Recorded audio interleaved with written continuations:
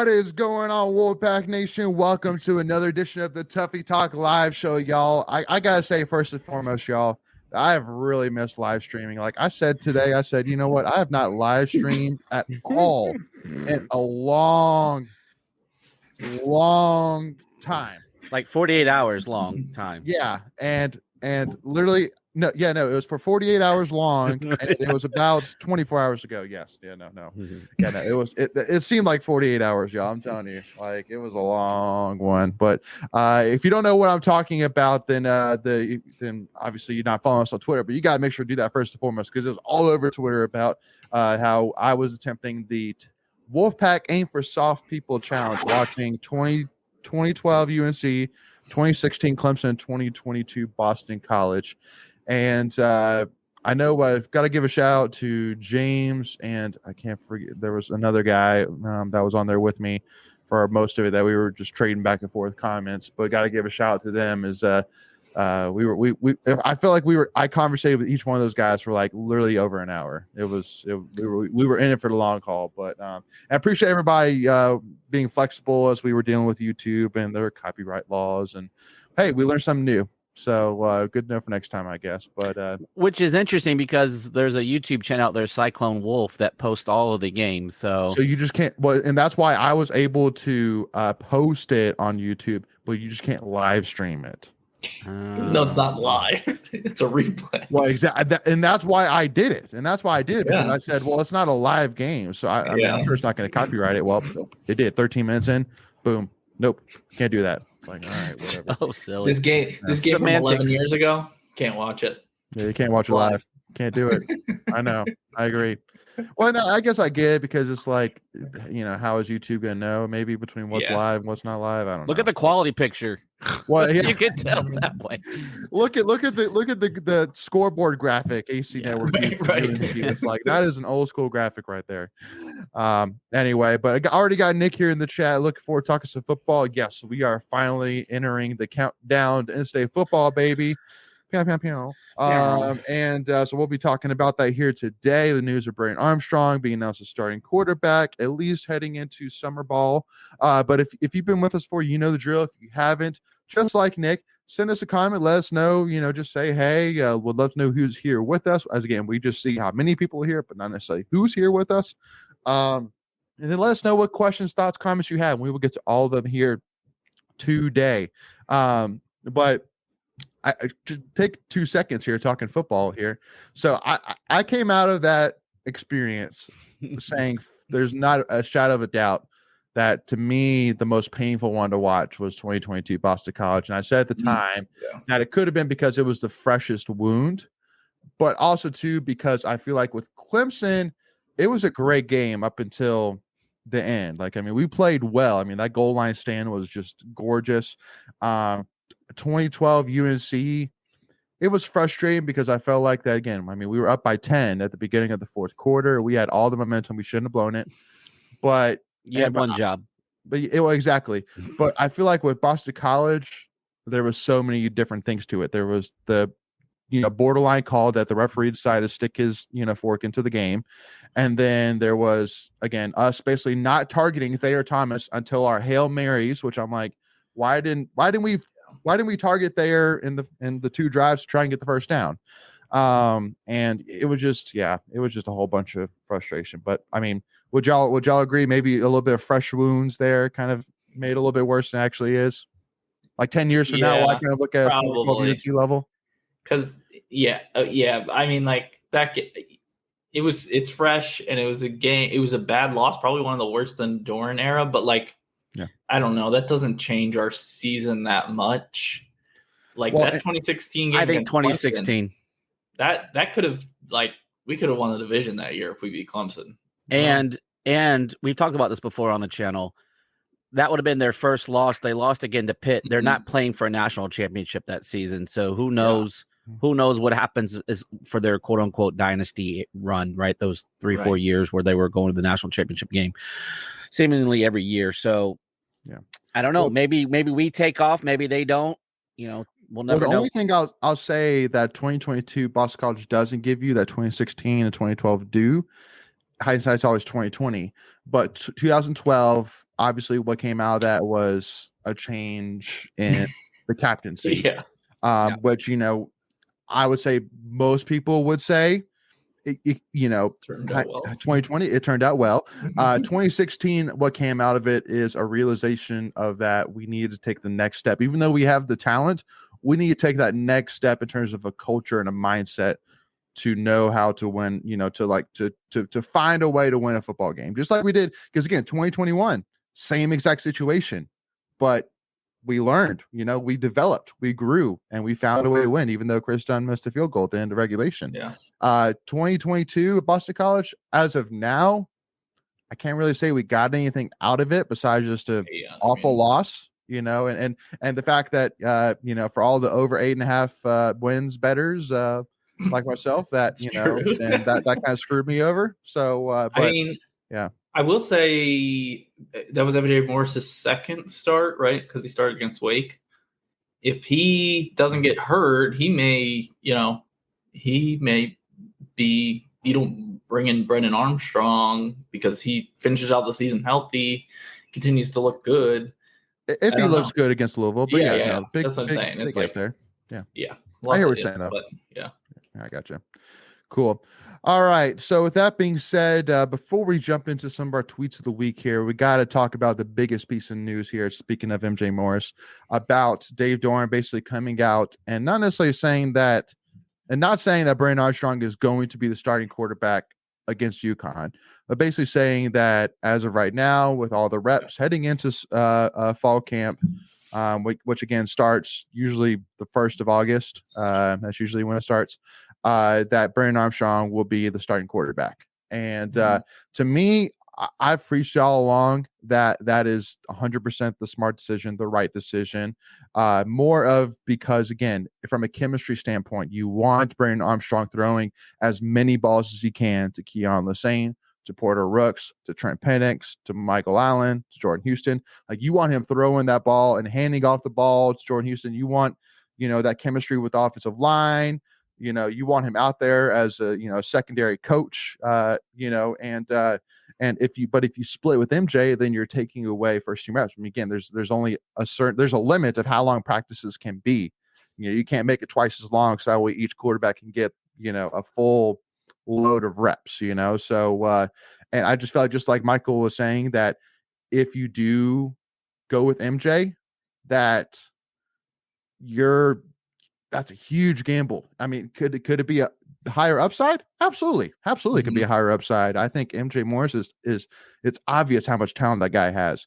But at the end of the day, you're going into it basically gambling, saying, I'm going to take what this guy did against solid defenses and at home and say that he's going to be able to do that at UConn and then at home against Notre Dame and then the rest of the season that we have on the schedule. But just for those 2 games to start, it's a big gamble. So that's kind of really my thoughts on it. Greg, give me your thoughts on it. Yeah, I mean, the whole thing just screams that this was going to be Brennan's offense to run. With, you know, he doesn't come in as a graduate transfer just to sit on the bench, right? That's number one. He's coming into an offense where he excelled under Robert Anae and at UVA in 2021, where he was, you know, potentially walking into 2022 as a Heisman candidate, setting. I already threw like 45 touchdowns. I think it was something like ridiculous mad number. I think it's 44. Yeah. So there's that. And then obviously the big one, I think, is everyone's trying to get MJ back on his redshirt year. And so he can just kind of learn the offense and get, you know, stronger and do all of those things, the mental reps. But, you know, you add all those up, it just kind of makes sense that this is going to be Brennan Armstrong's job to lose. But the nice thing is if you have to fall back on MJ for any reason, whether it be injury or performance, you feel pretty confident. Right. I mean, obviously we don't want any of that, but but obviously, you know, knowing just what we went through last year, that you know, you're just one play away from having the reins. So I think when you add all it up, it just makes sense. Michael, go ahead. Yeah, I mean, I kind of expected that. I didn't know he would name him as the starter this early, but again, like you said, he's not naming for the first game just as of now. But I still thought they would at least wait till fall camp. But sure. it makes sense. And, he was saying his quote about, it's not choosing the best QB, it's the most experienced QB, which I don't know. I think some people took the wrong way, saying that it's like, okay, well, are you saying MJ Morris is better and you're not going to play him? He's terrible, but he's been starting Yeah. for a long time. Yeah, no.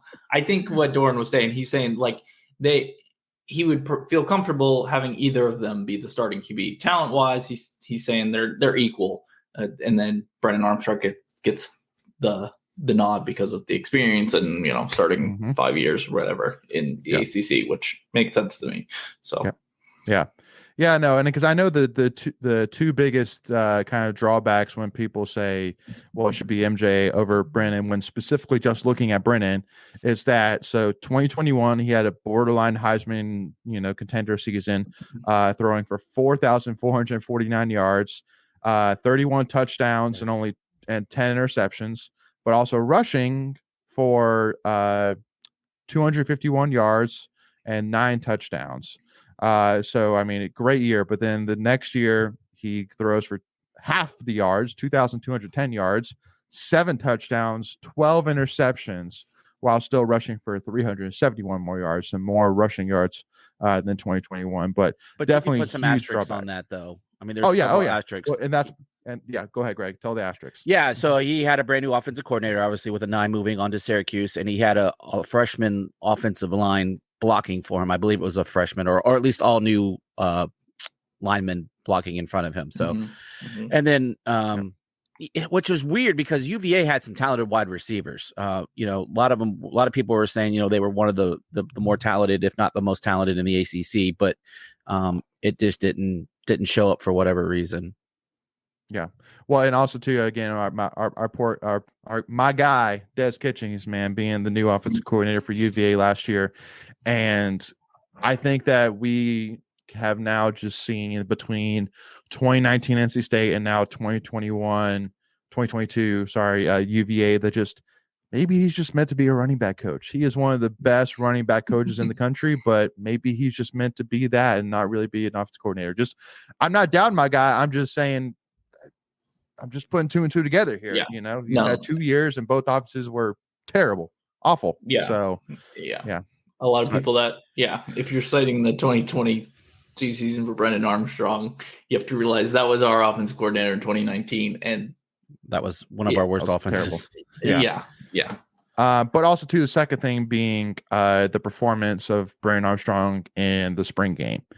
And again, to me, I'm sitting here saying, well, again, we're just sitting here making excuses for him, which you could take it for what you will. We're just stating facts right now. I mean, again, the asterisks are not just like they were making up. I mean, it's factual. He had a different offensive coordinator. And because, again, look what Anai did with Garrett Schrader last year.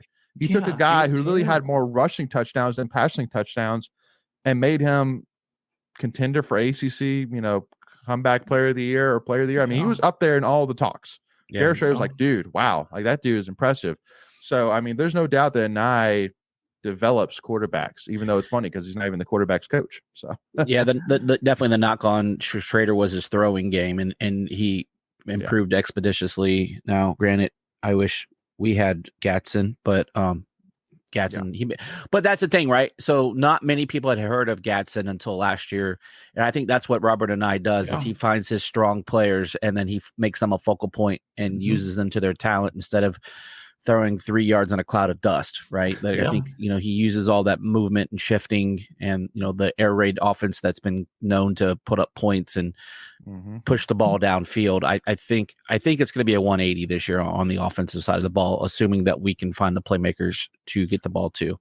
Well, and that's why I was saying too earlier about the biggest frustration for me from the 2022 Boston College game is that it's something that, Kenton Gibbs from Locked On Wolfpack said, which I've kind of held on to ever since, which is, don't forget who brought you to the dance. And there's no doubt that the best player on our offense was Thayer Thomas last year. And so if you have a freshman quarterback in MJ Morris, you find ways to get Thayer some space and you get MJ to toss him the ball. Like, keep it simple. There's no reads. Just throw it off to Thayer. We're going to do, some rub routes here. We're going to get there a little bit of space and go. And so how Thayer Thomas didn't get 10 throws a game, I don't know. And so I feel like with Anai, just like you were saying with Gatson, who was one of the standout playmakers for Syracuse last year.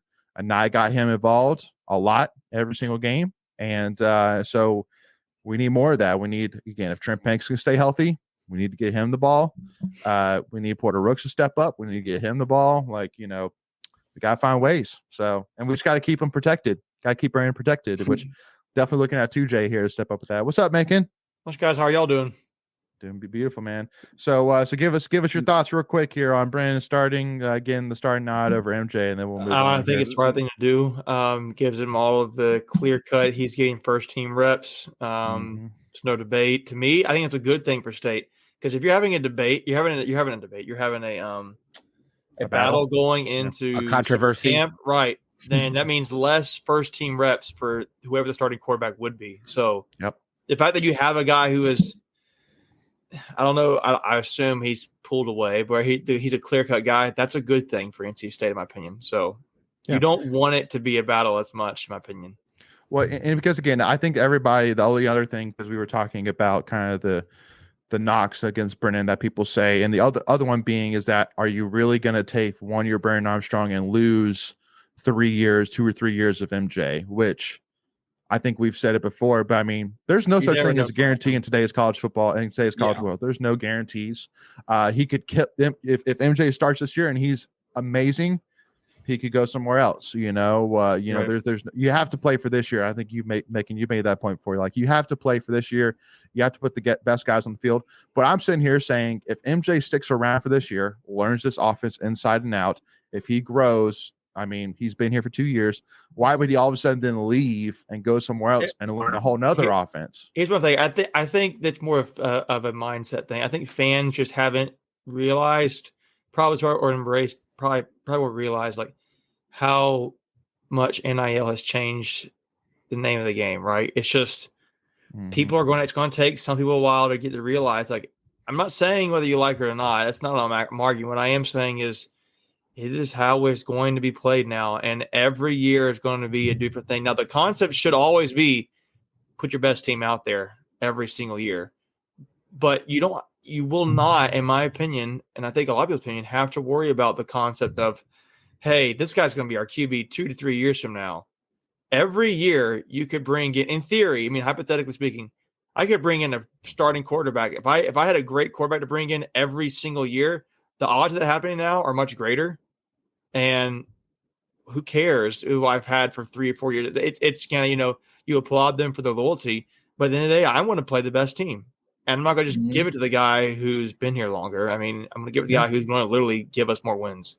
So, and that's the other thing too about the quarterback position, right? We've talked about it. There's only one ball to go around. It's not like a wide receiver. So every year, to your point, Macon, you're going to have quality quarterbacks in the portal.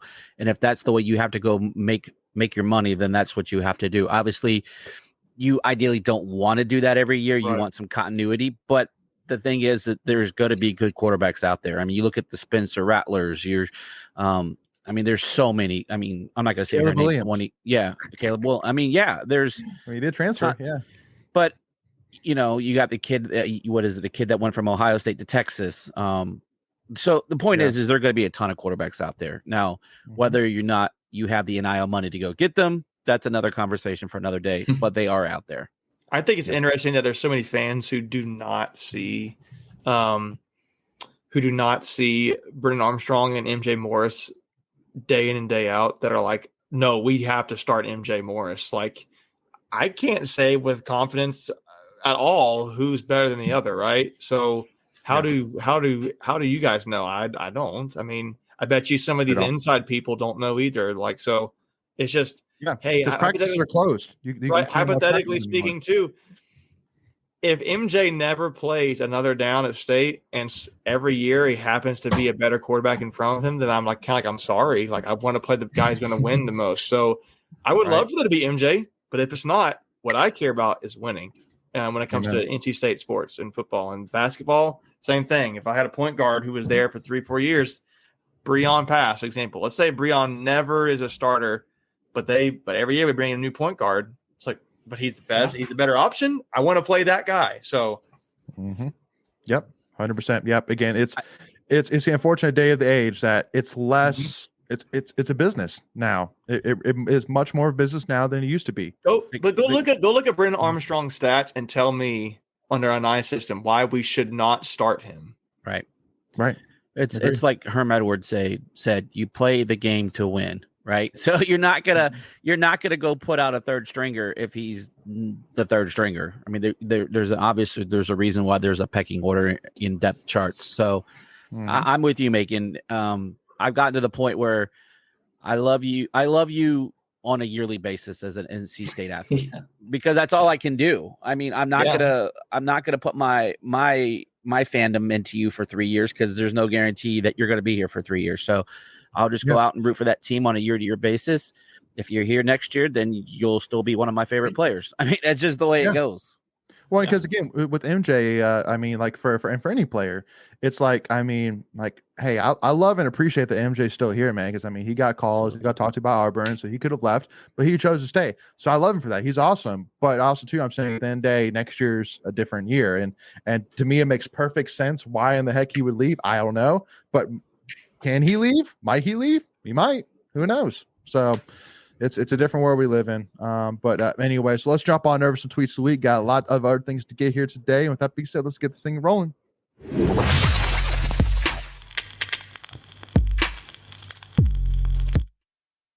All righty. So definitely first tweet of the week. Got to give a shout out here to Kamal Bonner, and State linebacker, and who lost his mother. And I do have to ask for help here, as I'm not exactly sure how she passed away or what the reason was. I don't think it's public, so I don't think it's worth talking about, to be honest. But okay.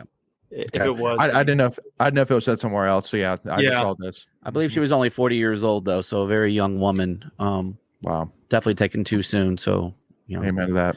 Yeah, we're thinking about you, buddy. And this is a guy for the fans who has never, I think he's a freshman, right? True freshman. So he's moving to a new city. His mom just passed away. So if you guys are, on Twitter, social media, definitely, if you feel up to it, just to say, let them know you're thinking about him. And if you, are a Christian, be praying about them and all that. But it's just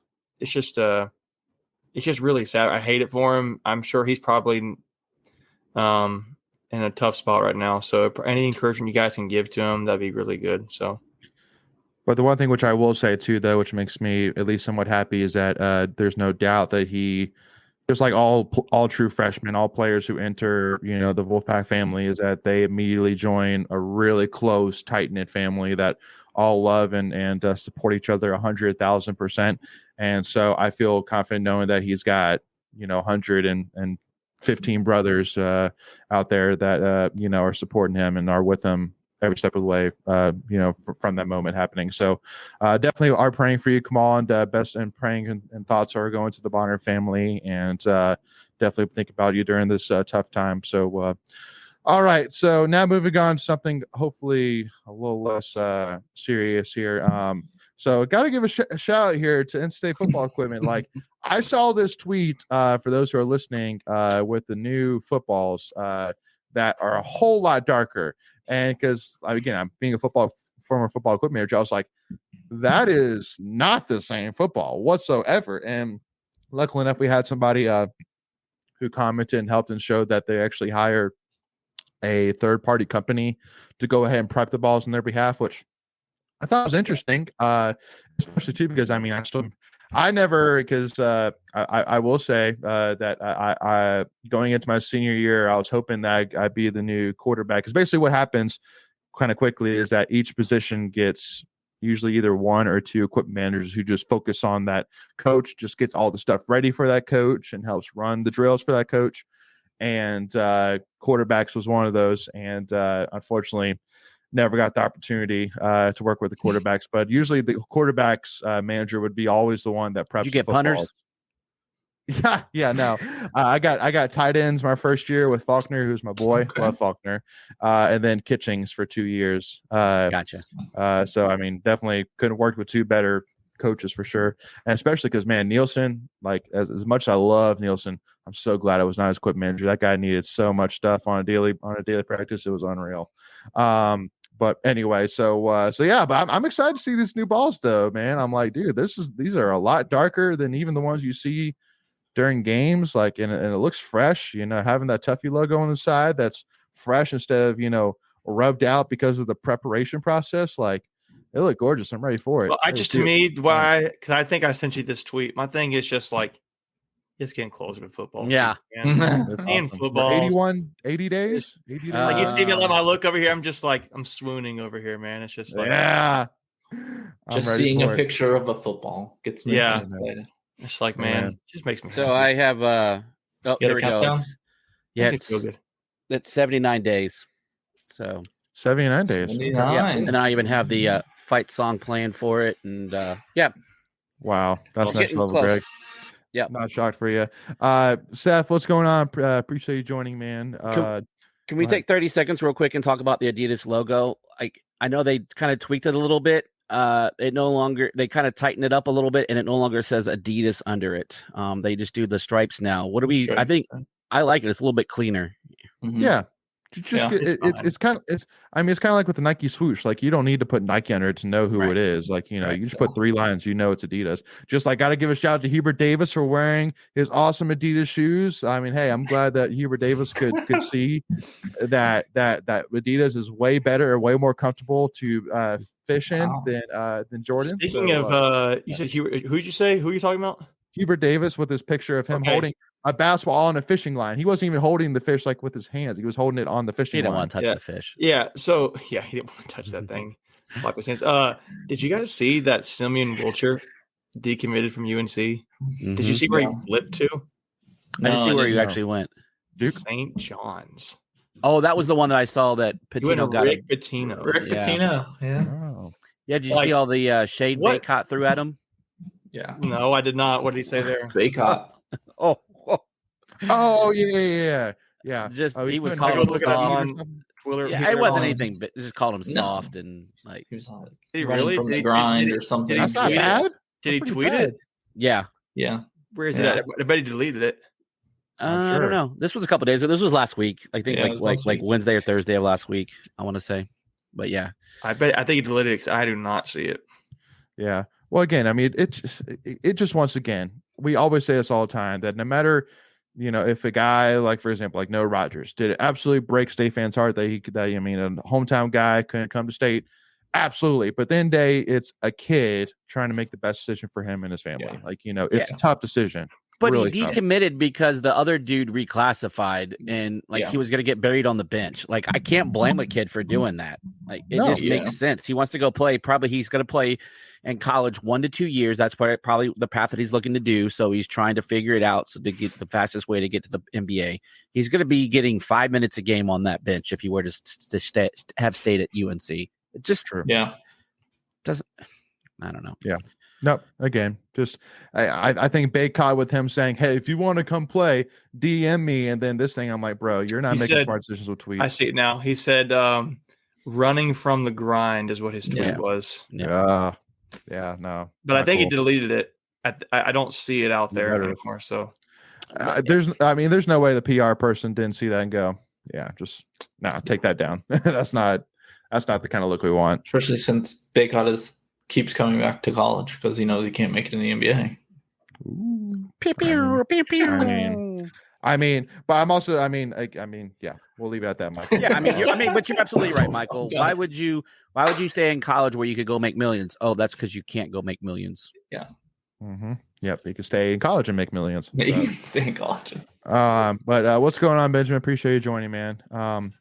But anyway, though, so all right, y'all. And then the last thing for the football world here, got to give a shout out to our 2 newest commits: Chase Bond, defensive lineman commit from Ohio, and then Zane Williams, who has been considered comparable to Drake Thomas 2.0, which is quite a hefty statement for sure, especially since Drake Thomas out of high school was a 4-star, linebacker, big time commit, considering. And then you got Zane Williams, who, again, just per camp, he apparently at camp he was really impressive to the coaches, and they offered him, and he pretty much committed, probably right on the spot.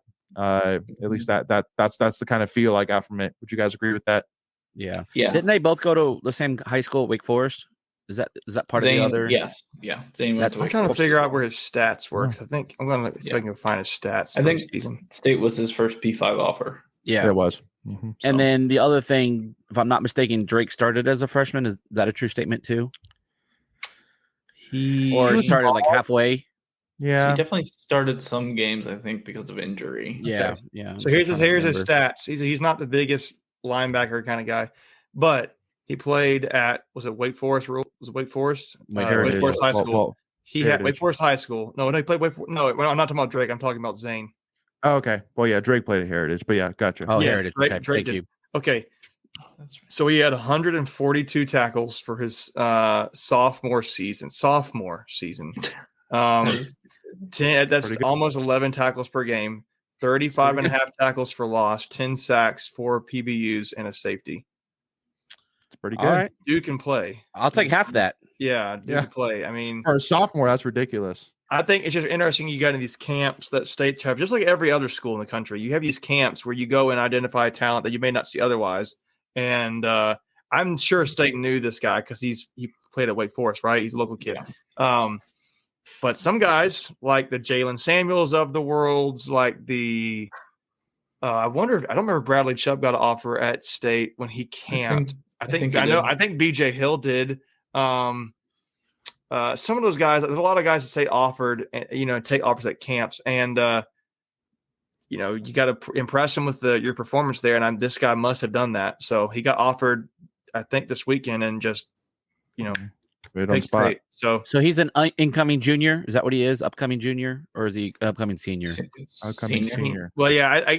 I'm saying like that was his. I don't know what the stats were. I'm just reading this from high school OT. Yeah. I'm pretty sure he's 2024 though. I could be wrong. Yes. Okay. Yeah. So yeah, he's an upcoming senior then. Gotcha. Because I know some of the kids they've already started offering for 25 too. I think some of these. Oh yeah. And his older brother was Seth Williams, who's also a linebacker for State. Oh. Mostly a reserve guy, but yeah, he was on the team. Yeah, I don't see his junior stats, so that's kind of interesting. But anyways, yeah. But again, I mean, for me, and this kind of brings up one quick topic, which I want to discuss real quick here, is that one of the biggest knacks that people talk about when they talk about Dorn is recruiting wise. Like, you don't ever see Dorn having like a top 15 recruiting class in the country or something like that. Which to me, it's like, okay, well, would you rather? And to me, it's kind of, it's tough. Like, only the elite guys can not only just recruit great talent, but then develop great talent. That's the elite coach. So it's, to me, it's kind of, would you rather be UNC, who takes like a 5-star like Storm Duck and make them look like a scrub, or would you rather take, Ike Ikwandu, a 3-star offensive tackle, and make him a top 10 NFL draft pick? So, which people say, well, why do you have to have either or? It's like, well, it's just very rare to have both. You don't usually have both. Only the elite coaches can do that. So yeah, the teams that have both is because look at they're one in national championships. Yeah. Well, because again, look at the recruiting dollars that we get. I mean, like look at the rankings in the ACC. Like, we're not towards the top in terms of recruiting. Spending. Yeah. So that's everything I say as well. So I mean, to me, it's all about finding the right guys that fit and developing them. I mean, again, I'm sitting here saying we haven't won AC championship because we haven't been good enough to win it. Just I think that's soft. Sorry, I'm going about the stat thing because I was like, how is that sophomore? I wonder if it's a typo because I'm looking at maxpreps.com for Zane Williams, and his stats for his 2022-23 season has 64 solo tackles. He has 142 total tackles, 35 and a half for loss, and 10 sacks on the season. I wonder if they just have a typo there, but maybe. Regardless, the whole point of the stats is that Duke can play. Yeah, it's cool. But Greg, kind of building off it, like we haven't won an AC championship because we're not good enough. We're not talented enough. To me, it's just a swing. We just things haven't recently just swung our way. But I mean, you keep going, and eventually we'll break through. And I say eventually, saying within the next few years, I think we'll break through finally. Yeah, it always just seems that we're missing a piece here or there, right? Like one year the defense will be really good, but the offense won't quite be there. And then you have the Russell Wilson years where the offense was good, but the defense wasn't there. So I just think that's a reoccurring theme that we just haven't got all on the same page as a collective unit. But I know in like the last 10 years, I think only next to Clemson, I think is the only other team that have put more players in the league in the ACC than NC State. Someone can fact check me, but I believe that's a pretty accurate statement. So again, it's about the talent. It's about, Coach Thunder's program, getting these kids in here, developing them. I have always loved the pictures from a kid's like freshman or sophomore year to their senior year. Yeah. I mean, they just, the transformations are insane. So it's not like we're not putting these guys into a position to win. It just seems like it's just a player two a year, or we're snake bitten by an injury. We're going to get there. There's no doubt, especially now that we no longer have the divisions and it's more wide open. The schedules will bear out a little bit better. I feel like our time is coming. We just got to stay the course. Because for me, I think that really this year is two things. One, if we can stay healthy, and they have two, if you get even close to what you got in 2021, if you get 75% of what you got in 2021, Brennan Armstrong, watch out for NC State, man. Like, again, we'll do more breakdowns later. I mean, it's not that simple, but to me, those are really the two big things. I'm like, dude, you don't watch out for this team. Just saying. But now, Macon, I do want to jump. Again, we got a couple other things here, but I'm going to let you talk about this next tweet of the week, which I know you will love.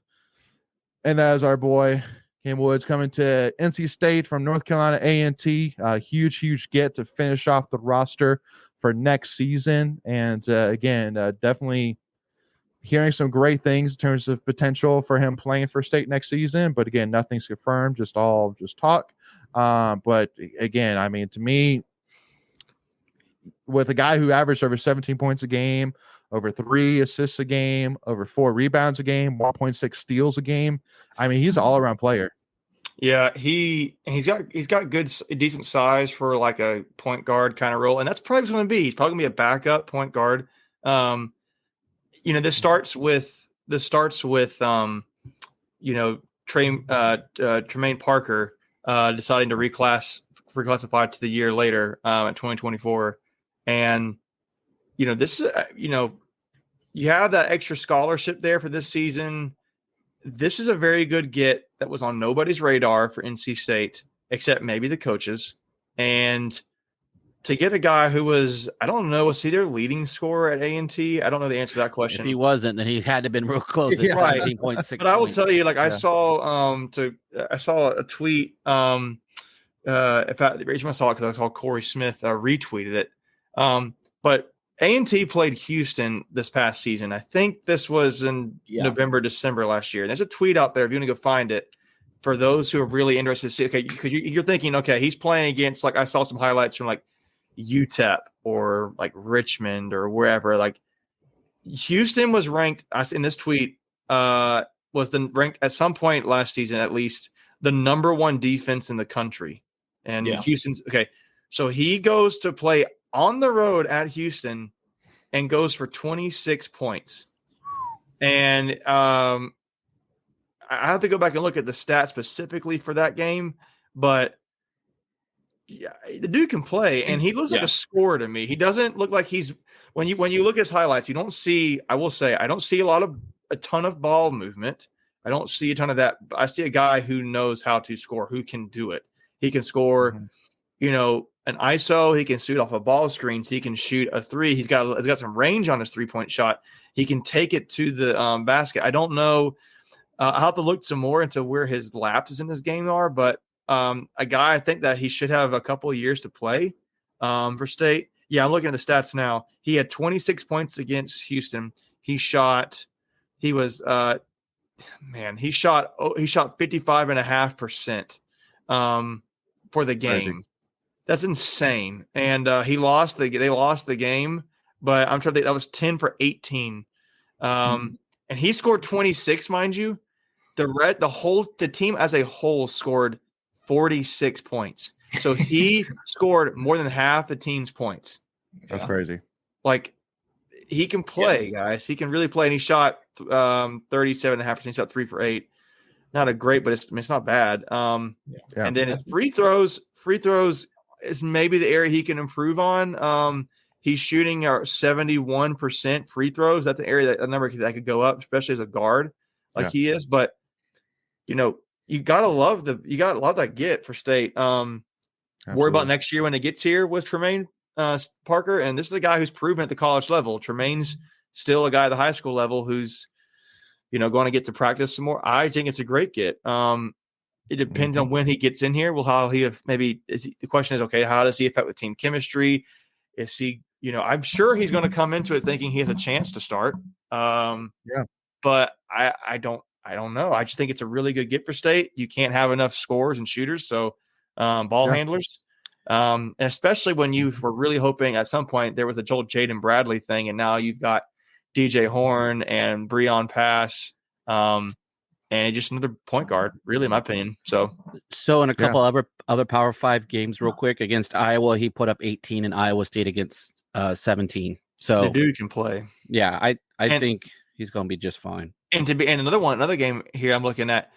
He played Charleston Southern, who at the time was ranked 23rd in the nation. He had 30. Yeah, he shot 60%, 12 for 20. College of Charleston, you meant? Sorry, what did I say? Charleston Southern. Oh, sorry. College Charleston. He had shot 60% from the field, 50% from three, and he had 6 rebounds, 6 assists, steal, and he did that. He's averaging, I don't know what his average is for fouls, but I don't see a single game where he's fouled out.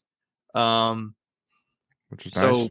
I would say he's probably averaging somewhere around a little under 3 fouls a game. Yeah, I'm looking at that too, about 2.5, 3 fouls. Yeah, turnovers. It's maybe a number that he needs to work on as well. 6 was his season high. Yeah, he's probably averaging around 3 some change turnovers. That's not good, especially for your point guard. So you're looking at a guy whose strengths are shooting the ball, rebounding and creating for others, so to speak. Because he has the assist there. His weaknesses are probably free throw shooting and turnovers. Yeah, but you'll work with that because this guy is probably not starting for you. He might 7 to 10 minutes a game, probably. Yeah, and you'll take that from like your third or fourth guard coming off the bench. Maybe you'll take that. So yeah. Now I do want to spend roughly like just a couple minutes on this because I know that was another big thing talking about Tremaine Parker reclassifying, deciding to go back to overtime elite for an extra year. And to me, honestly, when I saw that news, I took it completely different than a lot of people saw. I know, Benjamin, not to necessarily call you up just because you were the last one to comment. I know that you were kind of, you've been saying like, oh man, like, another none and done for Kevin Keats. And to me, I'm sitting here saying, I mean, what? I mean, he comes to State, he plays maybe 2-3 minutes a game, maybe, and he sits on the bench, like, no, like it. I mean, he could literally stay at overtime elite, make over $300,000, and play and be a highlight of his team and develop. Like, it just, to me, it makes sense. Sure, go and let's bring on a guy like Cam Woods who can be just he's a guy who's experienced. He's a guy that's a baller. He's a guy that can be can be a guy that we know for sure can be effective from day one, which is Tremaine. It just takes a little time. Yeah, it comes across to me like it seems kind of smart for State in hindsight now, right? Because they let him develop, stay there, go make your money. It's a win-win for Tremaine and State now because it's like, we got this guy, and he can still play for 2 years. You never know. Especially when you don't know what your roster is going to look like next year. Right? You don't know it, yeah. So you have another guy in the fold. You're like, maybe Tremaine. There's the rumor, the thought of people. Oh well, it could be a whole year from now. Well, what's Tremaine going to do? Well, now you got Cam. So I mean, like, this isn't a decommit; it's a reclassification. But like, still, even if players decommit all the time now, I mean, it's just you just go get somebody else in transfer portal. It is, I would say it's a business decision. It kind of That's it. Yeah, that's really what it is. I don't see how you can argue that Cam Woods is not an upgrade for at least for next year, just for the 2023-2024 season. Cam Woods is an upgrade over Trey Parker for what he's going to give you. And here's the other thing to think about. If Trey comes in this year, plays less than 5 minutes, what do you think is going to happen next year? He's probably going to transfer out. Yeah, he's probably going to transfer out. Yeah. So this way, you have a guy coming in, it's going to probably get starter minutes, or if not, 15 plus minutes a game. And then you give your chance a better chance to hold on to him long term. Sure. Yeah. Well, let me can I emphasize something real quick too, and it'll be really quick. Go for it. Go back to the fans. Another thing that keeps guys here, and you want to be competitive again, is NIL stuff. Now it's the name of the game. If you like it or not, you have to go there. So there's some really good organizations. To, again, recap: Pack of Wolves and Savage Wolves are the two main ones. If money's a thing, Pack of Wolves is a tax write-off. So no, the other one. Pack of Wolves. Sorry, yes. Sorry. Pack of Wolves is not Savage, but Pack Correct. of Wolves. If you're looking for that, that's a great thing to do there. So go ahead. That's all it was. Yeah. No, thank you, Macon. Too. Yeah. No. You get a sweet hat too. Yeah. Check out the hat. Again, just to me, it was just because I know that a lot of people are maybe, if Isaiah Miranda didn't just do basically a thing, basically saying, I'm playing NC State, baby. Basically, it wasn't necessarily that, but it was basically that. I mean, it was more or less that. And then Tremaine, because like if Isaiah Miranda didn't do that, I would say, well, Trey Parker literally told you I am playing for NC State. Like he told you it. But I understand what people are saying, where it's like, well, fool me once, shame on you. Fool me twice, shame on me. So I get it. Yeah, I mean, anything can change in a calendar year. Like Macon said, the NIL is going to be a player. That I'm sure that might have had something to do with Miranda. We don't know that for a fact, but it almost always feels that way. Like when people leave now, the first inclination is either playing time or NIL. So with Miranda, he was going to be a big, probably a prominent fixture in the lineup. So I'm not so sure it was playing time, is more the NIL. Well, and again, just to kind of once again, there was a beautiful tweet out there which kind of put the whole Isaiah Miranda thing to bed, which basically, I can't remember what the reporter was, but he basically said Kevin Keatts literally watched Miranda for like 4 or 5 months and still decided to go after Mohamed Diarra. He still decided to go after Mohamed Diarra. So even though we're not at practice, that should tell you something. Not knacking on Isaiah Miranda, but basically maybe it was just he just wasn't ready. And from all the reports that you heard about Isaiah Miranda, people who've watched his game, it basically said that he is a work in progress. He's not put him in right now. He's a 25, 30-minute guy. No, he's a work in progress guy. So, and if anything, I would say Kevin Keatts' strongest attribute is his evaluation of talent. I would say that he does a really good job of evaluating talent. Now, coaching games may be another conversation, but he always brings in, high quality, recruits and Jarkel, baby. Yeah. I mean, either in the transfer portal or recruiting straight up. So if that's what he's seeing, I would tend to believe what coach is seeing over, 99% of the Twitter community. Sure.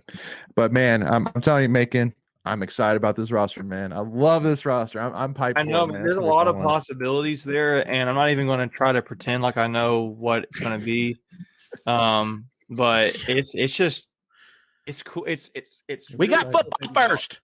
I know, but he can't help. He's just roster. To me, I just shouted it like, if man, I love NC State basketball and ACC Tobacco Road basketball. So it's like, but it's just can you think about where we were a year ago? I was just gonna say the same thing, Michael.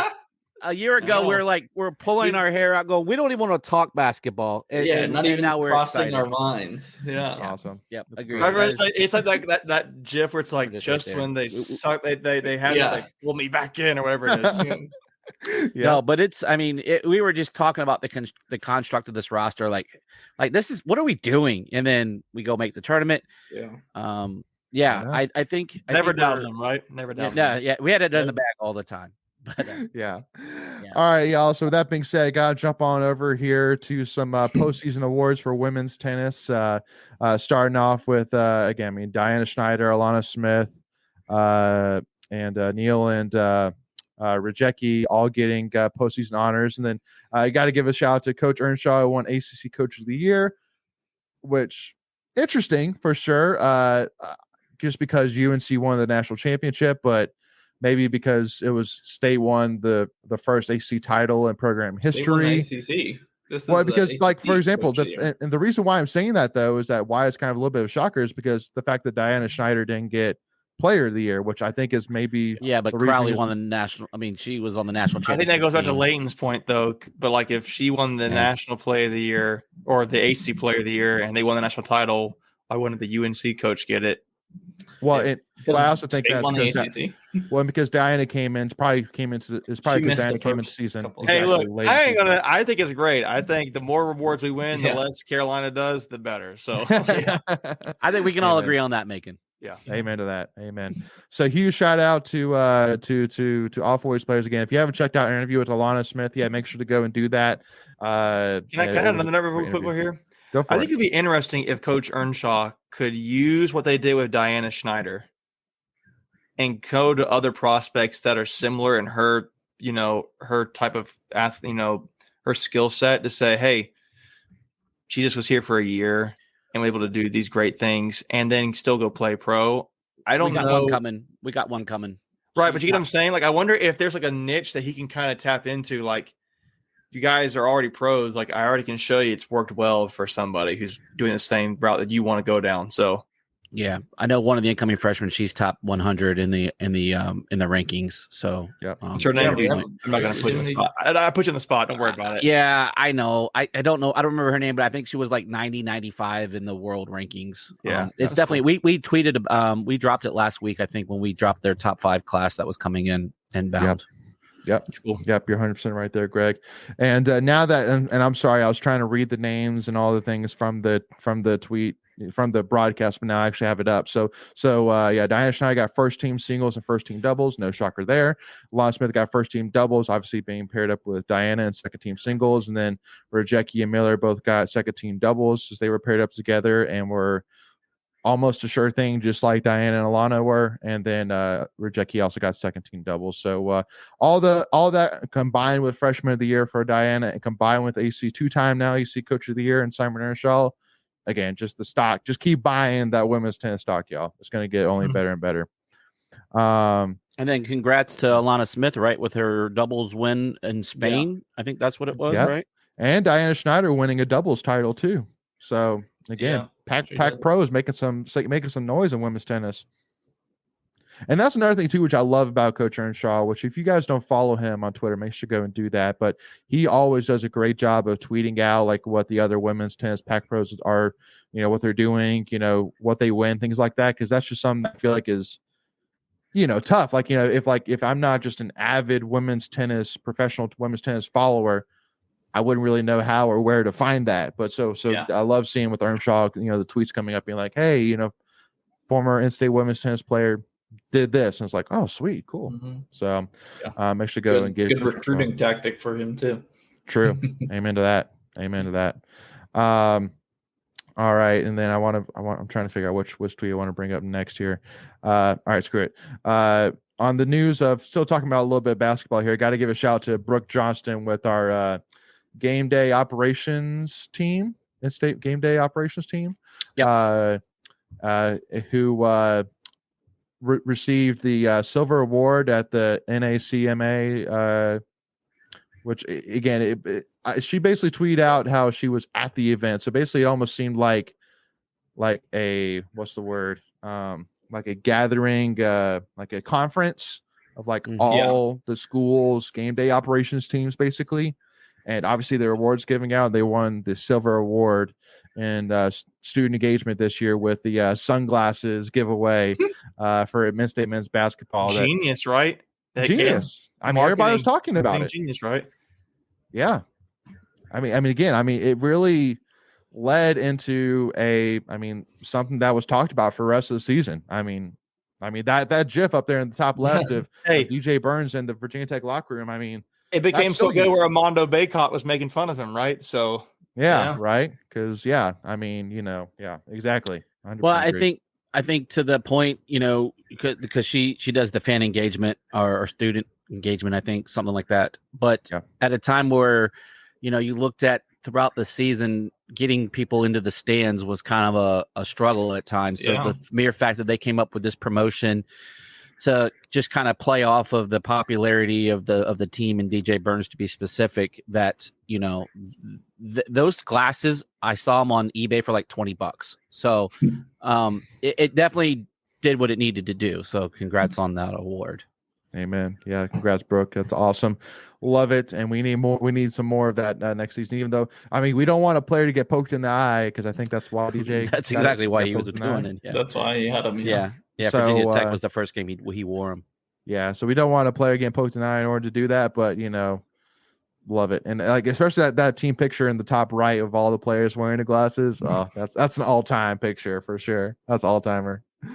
All right. And then moving on to we got two more here. First one, got to give a shout out to Pac Pro Will Wilson, who has been killing it in the San Francisco Giants farm league, Yep. Hitting 4 straight home runs in 4 straight at bats with the Sacramento River Cats. No, I think it was against the River. Oh yeah, for the River Cats. Yeah, for the River Cats. So I mean, for NC State, you're saying, hey, you got Patrick Bailey already with the Giants full roster. So one more. Why not one more? Why not one more? Yeah. Exactly. Call up Will Wilson too, man. I mean, Will Wilson was a shortstop. Shortstop or second shortstop. base? Yeah, I think shortstop. Yeah. So, Yeah. It was shortstop or second base. Yeah, for anyone wondering, the River Cats is the AAA farm team, so he's just one step away from the majors. He's so Yeah. Piam. Breaking news. NC State just got a transfer pitcher from UNCW. Nice. Love to hear that. Justin Cook with all the NC State baseball insight. Love it. 24/7. 24/7, nonstop, 365. Who's I'm not a big MLB guy. I don't even know who the starting shortstop is there. I don't follow the Giants at all, so I couldn't tell you. I follow my Rays, and that's about it. So I know one starting shortstop in the MLB. His name is Trey Turner. That's it. That's honestly all I can tell you. Well, you need to start following Mr. Franco from the Rays, because he's a bad dude. Okay. All right. Good to know. Giants shortstop. Let's see. Good to know. Brandon Crawford. Actually, he's pretty good. Brandon Crawford's a pretty good ball player. So good to know. Good to know. Okay. Well, there you go. Actually, is he still there? Good to know. Is he still there? Nope. Hold on. Nope. Ranking shortstop. No, actually, it's Casey Schmidt now. Brandon Crawford used to play that for them. Interesting. So, yeah. All right. It's a rookie. All right. Well, you can beat out a rookie. Come on. Yeah, I mean, it's up for the taking. Yeah. Well, yeah, especially a guy who hits 4 straight at bats and 4 straight home runs. I mean, that's definitely something that every GM would see, and would come across their desk, no doubt about it. So, it'll be interesting to see what happens there. We'll definitely have our finger on the pulse there, see what happens there. At least because Sacramento, I'm assuming, is the AA team. Am I correct? No, AAA. I just said. So he's only okay. So he's only one step away from the majors. Yep. Oh dang, yeah, no. So then, dude, yeah, we're really knocking on the door of having now 5. Okay, so Brandon Crawford is the starting shortstop. Yeah, Casey he Schmidt is the second stringer. So I'm looking you can beat Schmidt out. Bleacher Report is ranking the top shortstops in MLB. This was back in March. He is the 20th ranked shortstop from this article, and then literally in the article it says next man up, Will Wilson. Cool. So, there you go. Man. Well, I know they do all this for arbitration reasons, so maybe Casey Schmidt is the reason why he's getting some time to kind of keep Will Wilson not from accruing his major league. I don't know if Wilson's made a debut yet, but once you hit the major leagues, that clock counter starts. So you want to keep them under free agency control as long as you can. So that might be one of the reasons he hasn't made it up there yet. True. Speaking of pros, I don't know if it's a tweet of the week. Do you got anything about Thomas brother by chance? Curious. Oh, no, you don't. I'll look at your face. You don't. Yeah. Yeah, you talking about Drake? Yeah. So we were talking about being impressive. Yeah, it's not a tweet of the week. I probably should have sent that to you, but for those who didn't see it, go check out Twitter, because I get curious how some of our guys who just went in the pros did, and surprisingly for State, they did not get a lot of guys drafted this NFL draft. They just had Savala. Mm-hmm. Well, you get curious how they're doing, and so it sounds like early on, there's an article by the Athletic or something like that Drake Thomas is apparently standing out at the Oakland Raiders or the Las Vegas Raiders, I should say, camp. So That's really cool. It sounds like Josh McDaniels is like I saw a quote that's like he's just a really good football player. You know what I'm talking about? Duh. I think that was the quote at that. There was a similar article on Isaiah Moore for the Kansas City Chiefs about 2 or 3 weeks ago. Yeah. I missed that. Yeah, maybe about 3 weeks ago, I think it was. Whenever their rookie mini camp was. So, good article. They said that they might have some hard decisions to make at the linebacker position because he's been flashing. Arrowhead fire, something like that. Hidden gems. The down here linebacker Isaiah Moore plays with his hair on fire. Does that sound right? Yeah, that sounds about the article. That sounds pretty good. We'll take it. Like Isaiah. And I saw Tanner Engel posted a picture on his Instagram of his Rams jersey, which is really, really cool. And then Thayer Thomas, a picture of all the wide receivers. So him and Justin Jefferson and KJ Osborne. I'm like, dang, that's quite a picture to be in there, Thayer Thomas. I think you're gonna frame that thing no matter what happens in your career to be on be on a picture with Justin Jefferson. That's pretty doggone cool. So that's a good wide receiver core. Yeah, no kidding. Yeah, Jordan Addison, KJ Osborne, and Justin Jefferson, and now Thayer Thomas. That's a heck of a crew. Just saying. So, I'll be interested to see what happens there because fall camp just started. No, they start in about. They're doing their mini camps this week. A lot of teams are. Sorry, that's what I meant. Mini camps. Yeah. Mandatory mini camps are this week and next week, and then they'll be on their break for about 35 days or so, and then can't get started towards the end of July. The first teams that report usually are the teams in the Hall of Fame game, and then the rest of them will get started a couple days later. So we're getting closer for everybody. I know we're getting there. It's really exciting. It's be interested to see what happens. So fingers crossed we can get some more Pac Pros in the MLB and in the NFL. And then last tweet of the week here, I got to give a shout out. Politics aside, so cool for NC State, our in-state cross country team, to get invited to the White House. To get that, National Collegiate Day, College Day. That honor, Champions right? Yeah, for sure. Amen to that. 100%. Unfortunately, the president wasn't able to be there. He had an emergency root canal. So of all days, so did he really? Yeah. So they didn't get to actually meet the president, unfortunately, but I'm sure someone was in their place to welcome them. Yeah, absolutely. So super excited for cross country again. Politics aside, so cool for them to get that honor 100%. I mean, it's just really cool to go check out the White House, right? If nothing else, like you said, politics aside. So I've had the pleasure of taking a couple of tours, and it's pretty amazing. Really? I mean, Oh, yeah. You can do it now. You can do it now again. Yeah, you can do it now again. You got to do a lot of legwork, but just reach out to your congressman, and they can get you a tour at the White House. We did that. Wait, not like a special tour, or just like not the one where you have to go walk through like everybody. Yeah, it's still the generic tour, but that's how you request. You got to get vetted now, and it's a process. Well, I did it show up 2 years ago, like 3 years ago, 4 years ago. Yeah, really, it's pretty cool. It's pretty cool. Mm-hmm. Yeah, you can't just show up. No, you can't take any videos in there. You can do pictures, no videos though. They will find you. Yes, no, it's like Vegas. There's cameras everywhere, I'm sure. So, which again, rightfully so. Portraits look at you as you walk by. Yeah. It's like Scooby Doo. Scooby Doo. But we've officially fallen off the rails. I know, right? It's summer, right? It's summer. Well, I didn't know you've been on a couple of tours at the White House. It's pretty freaking cool. So,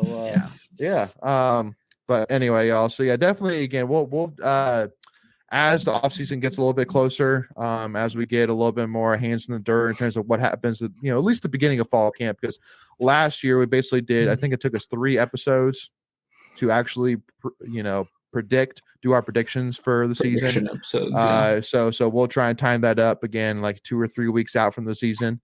So again, right there at the beginning of fall camp. Hopefully we'll have some guest folks on Talk Football with us over the summer. So. Yes, we will. We definitely have some huge things churning as well, from a NIL perspective as well, to get a partnership going. So just a FYI for those tuning in, to keeping a heads up for that. And with that being said, again, just if you haven't checked out the interviews yet with Lana Smith, former NC State women's tennis player, make sure you go do that out first and foremost. And then this week we'll be coming out. We had the honor of interviewing Joe Giglio, who has been a friend of the podcast now or the channel for now this is his 3rd time coming on the show, again, roughly the same time every single year. And spoiler alert, we did, for just like we did the last 2 years, talk conference realignment, which again for this year it was a whole lot more.